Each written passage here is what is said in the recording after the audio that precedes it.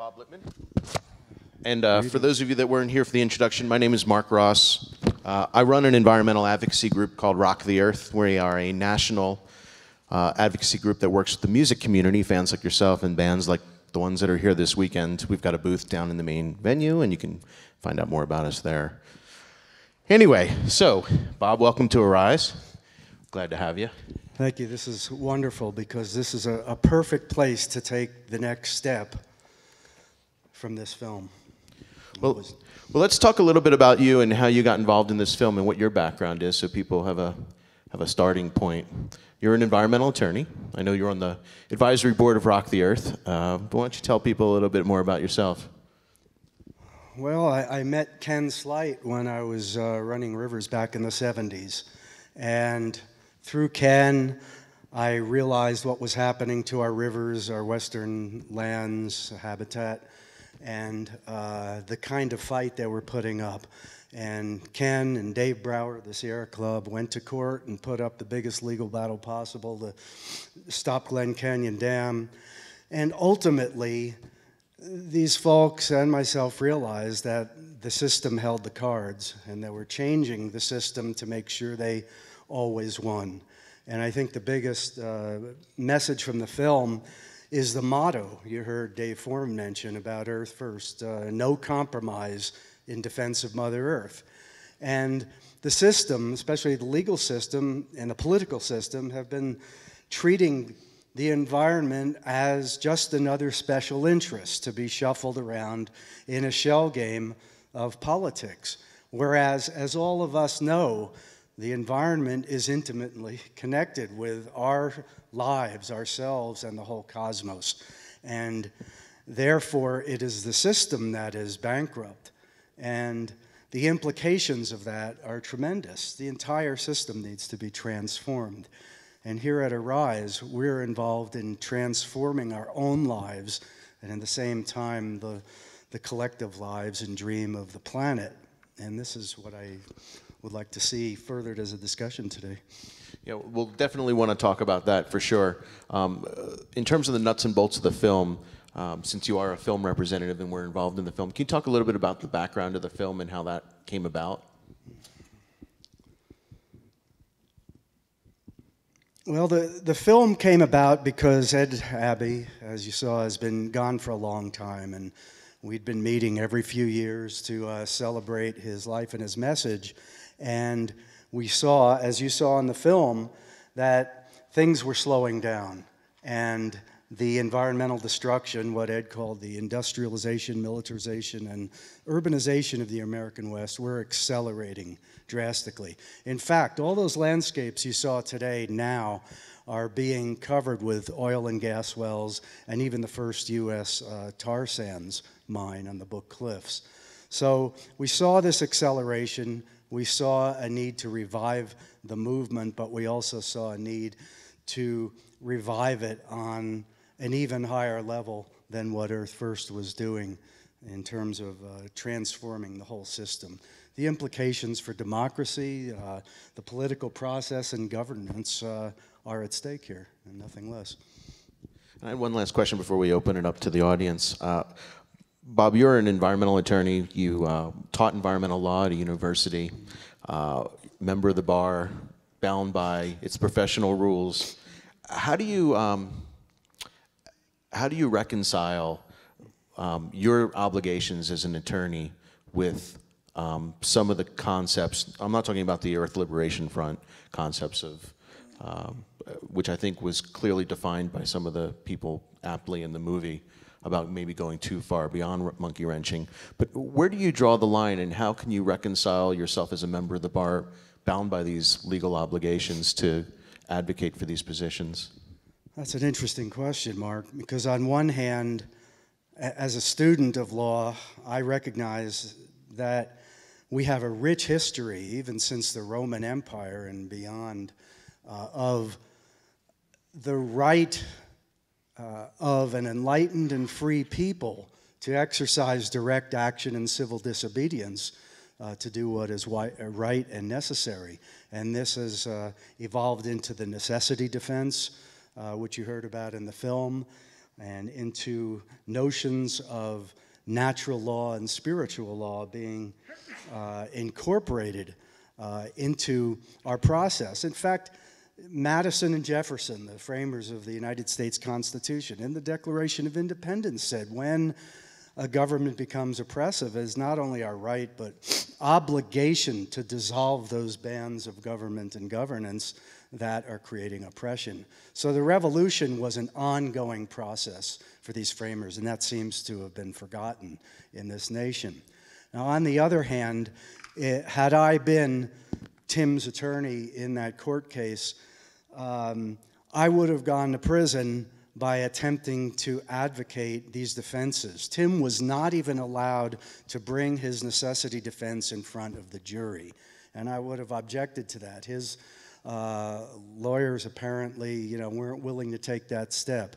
Back in 1968 or 9, after the Chicago Convention with the Chicago 7 prosecutions, the only people who did jail time were the attorneys in that case, who zealously advocated the rights of their clients, including Bobby Seale of the Black Panthers, Abby Hoffman of the Hippies, and so forth. Thoughts, questions? We'd like this to be more of a dialogue and a discussion, that we come out of here with some, not necessarily action items, but at least a thought of where we go from here. Yes? Peter.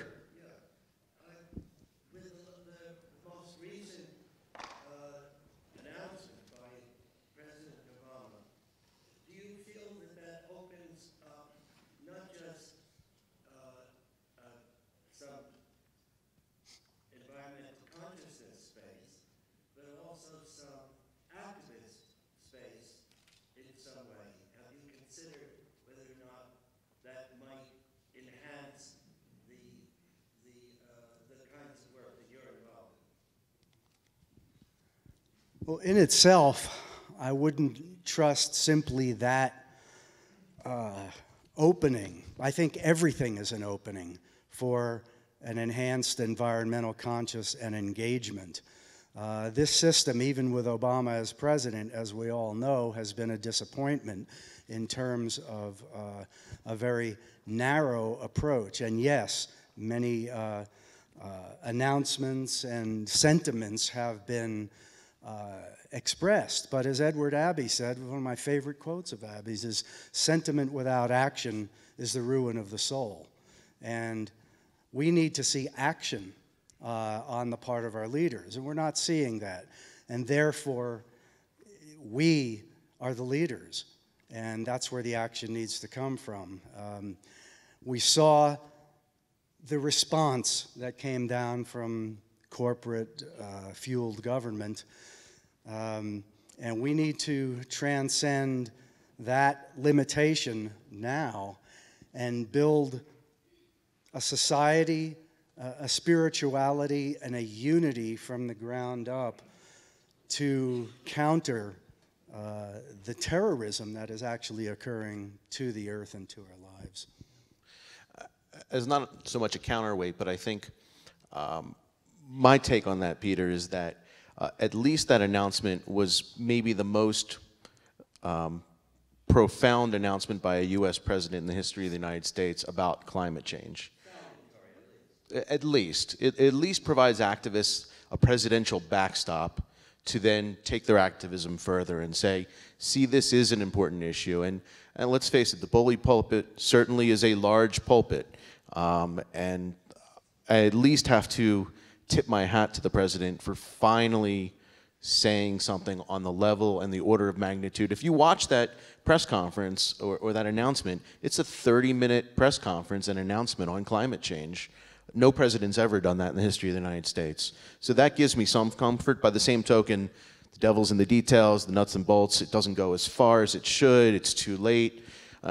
On some aspects, it doesn't even touch industrial polluters. There's a lot that could be said about that, but that's where we need to pick up the mantle and say, this is an important issue. This president believes it's an important issue. Now we need to do the hard lifting, the heavy lifting. I agree with that rhetoric and sentiment, Mark, but also if you look at government, These agencies that are in charge of our federal lands and management, the BLM, the Forest Service, they're under direct control of the executive branch. And if Obama was really sincere about his rhetoric, he has the power to change the tenor of the regulatory process, whereby those regulatory agencies have been literally captured by industry. Obama could change that overnight. You know, I would take this a step further, though, and look at what the Pope did about a month ago. This is just an amazing message, even more so for, I think, for what Obama did with mentioning climate change. The Pope has declared corporate capitalism a mortal sin. This is the first Jesuit Pope, by the way. A mortal sin that is harmful to people, and he has expressed that we as humans are not separate from the earth. We are connected. This is unprecedented in modern religion or conventions of religion. And I don't know if this has been made public yet, but if the Pope and the Vatican are not pleased by any progress made at the Paris talks coming up on climate change, the Pope is going to declare an ancient Hebrew Jewish tradition of a jubilee, meaning all debts on the planet are forgiven. And imagine what the effect could be on the banking and the corporate industry right there. Now, granted, it's not necessarily enforceable, but the Pope has a huge audience. More questions? We've got time for one, maybe two more. Yes, sir. What are some actions we can take as concerned citizens? Well, this is what I'm hoping to hear from you. I think, for one, some of the failures that we had here, that we saw very well illustrated in the film, is that we were naive, for one, but we weren't organized as a spiritual collective. We were organized politically to a point, but everybody went back to their own lives, their own consumerism, their own compromises in many ways. We now have a new emerging noosphere of consciousness on this planet. And as we tap into that and engage with that and with each other in a unity consciousness, we will have a whole new power to change the dream of the planet and bring about significant change. And we will be able to act on pedestrian political pathways in a much more effective way. Edward Abbey said, you know, as much as it's compromised, don't give up on writing letters and signing petitions and keeping in practice for democracy, because maybe someday we'll have one. And also, I would say for, if you're looking within the system to how you can shake things up, what is really driving a lot of action on climate change right now is the divest invest movement, which is just steamrolling as universities and other large foundations like the Rockefeller Brothers Fund begin to pull out all money from fossil fuels. There is not only this spiritual and moral reason to do it, there is now an economic reason to do it as laws begin to tighten, as these stranded properties and investments that the fossil fuel industry has, as these investments become stranded and they're not able to pull the gas or oil out of the ground, there's going to be a wave of investment in green energy as well. So there are ways outside the system, and there are also ways within the system that we can monkey wrench this game. Time for one more question. There you go.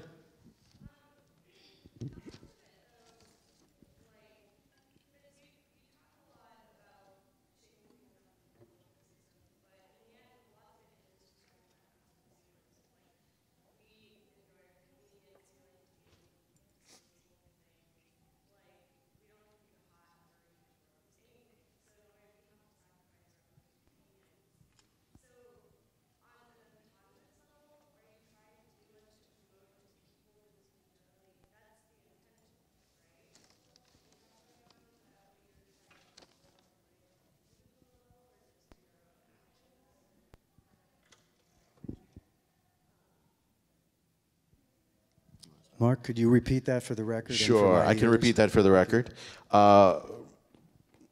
As far as change, would we promote, or what do we do about the individual? In other words, we're talking about systems, we're talking about corporate entities, but what do we do as individuals to really shake up this system? Because we like our creature comforts. We like our cold drinks in plastic bottles and being able to buy them anywhere we can, and we like our air conditioning, and we like all of that society has provided for us. Go ahead, Yeah, Bob. this is where the rubber meets the road, literally. I think Terry Tempest Williams said it well in the film that when you think it through to its extreme, or feel it with your heart through to its extreme, we have to change. We have to give up. We have to sacrifice that dream of our prior lives of convenience and pleasure and somehow get ourselves back to the garden, so to speak. And this is why I appreciated the Polish ambassador's talk about permaculture yesterday, because that is a perfect way to engage contact with the earth, with your own spirit, with your community, and you're doing something to change the paradigm. You're growing your own food without chemicals and without the use of fossil fuels. And from my view, it's kind of a combination of factors. One is on my professional level, it's fight the power and use the systems and make change where you can. And on the individual level, I think a lot of it is education and inspiration, frankly, whether it's through the arts or through talking to your friends. There was a great man that once said, his job is to shed light, not to master. And I take that to heart, that if we enlighten more people with the dangers of where we are and the slippery slope we're going down, and the amount of resources that we're taking. I mean, we're using, I think it's somewhere between 4 and 6 Earths of resources a year. We can't sustain ourselves as a planet, simply cannot. And we're certainly not leaving this planet anytime soon.